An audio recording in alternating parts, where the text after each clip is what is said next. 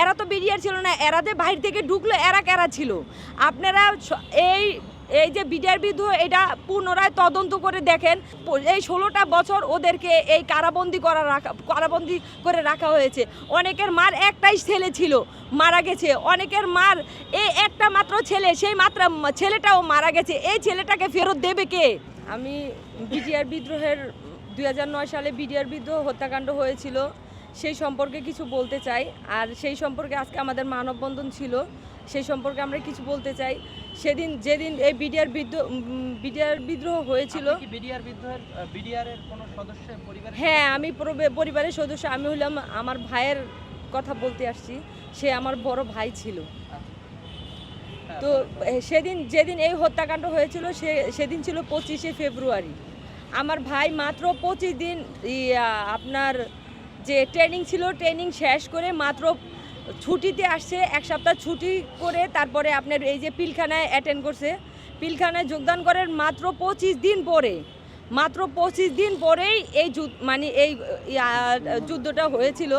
তো ওরা তো নতুন ছিল, ওরা তো কিচ্ছু জানে না, ওরা তো মাত্র এখনই আসলো, ওরা তো মাত্র আসছে, ওরা তো এই দেশের কোনো হাওয়াও কিছুই বোঝে না। ওরা তো মাত্র সবাই যোগদান করছে, ওদের তো এত কিছু করার ছিল না। আর আমার ভাইরা, আমার বিশ্বাস যে বিডিআরের লোক এগুলা করে নাই। এই যে বিডিআরের এতগুলো অফিসার, জেনারেল, ব্রিগেডিয়ারদের মারা হয়েছে, এগুলো আসলে ওরা করে নাই। এই দিয়ে আমার ভাইদের প্রতি আস্থা আর বিশ্বাস, ওরা ওদেরকে মন থেকে অনেক সম্মান করতো।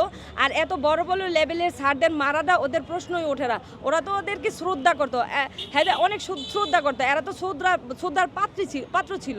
তাহলে এদেরকে মারা এদের সাথে ইম্পসিবল, এরা মারে নাই। এটি ভারতের একটা চাল ছিল, ভারতের একটা পরিকল্পনা ছিল। আর এই স্বৈরাচারী সরকারের একটা ক্ষোভ আছিল বিডিআরের প্রতি।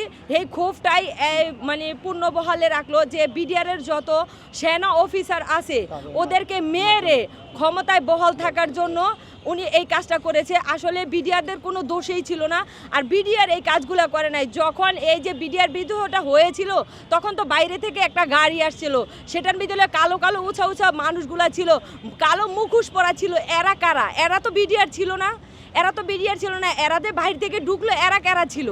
আপনারা এই যে বিডিআর বিদ্রোহ, এটা পুনরায় তদন্ত করে দেখেন যে আসলে বিডিআরের কোনো সাধারণ সৈনিক এগুলার সাথে জড়িত ছিল না। ওদেরকে শুধুই খামোখা এই 15টা বছর, এই 16টা বছর ওদেরকে এই কারাবন্দি করে রাখা হয়েছে। অনেকের মার একটাই ছেলে ছিল, মারা গেছে। অনেকের মার এই একটা মাত্র ছেলে, সেই মাত্র ছেলেটাও মারা গেছে। এই ছেলেটাকে ফেরত দেবে কে? এর মা বাবার জীবন তো একেবারে অনলে। বাবা মারে কে দেখভাল করে? আমার জানা মতে একটা ভাই ছিল, ওই ভাইয়ের একটাই ভাই ছিল, ওর ভাইয়ের আর কোনো ভাই বোন ছিল না। ওই ভাই যখন জেলখানায় গেছে, ওনার মা স্ট্রোক করছে, ওনার বাবা মারা গেছে। এই যে বৃদ্ধা মহিলার জীবনটা কে দেখছে?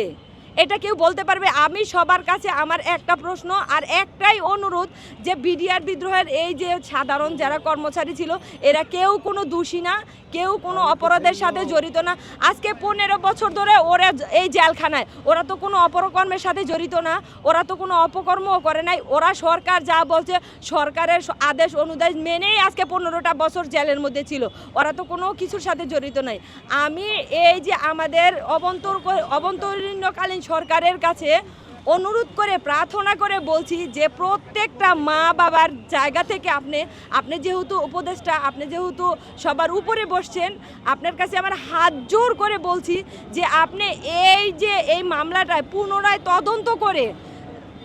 তদন্ত করে যারা অপরাধ তাদেরকে অপরাধীর চোখে দেখেন। আর আমাদের ভাইরা যে বিডিআর ভাইরা আছে ওদের প্রত্যেকের চাকরিতে বহাল রেখে ওদেরকে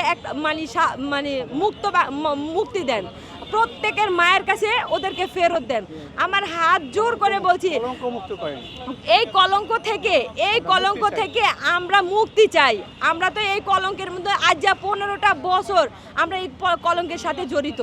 আমরা এই কলঙ্ক মুক্ত হতে চাই। আন্দোলনের মাধ্যমে আর আজকে আমিও একজন স্টুডেন্ট, আমি বদরুন্নেসাতে ডিগ্রি করেছি আর ইডেনে এখন মাস্টার্স করতেছি। আমিও ওদের সাথে এই আন্দোলনে জড়িত ছিলাম।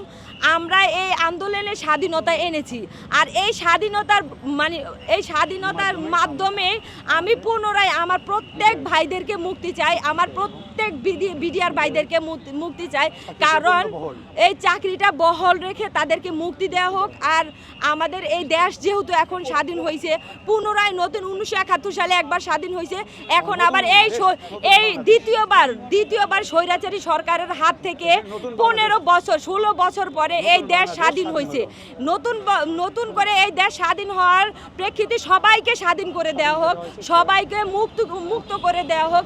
এটা আমি অভ্যন্তরীণকালীন সরকারের কাছে আমার অনুরোধ এবং রিকোয়েস্ট, যেন এরা এই পুনরায় এই চাকরিতে বহাল রেখে তাদেরকে মুক্তি দেওয়া হোক।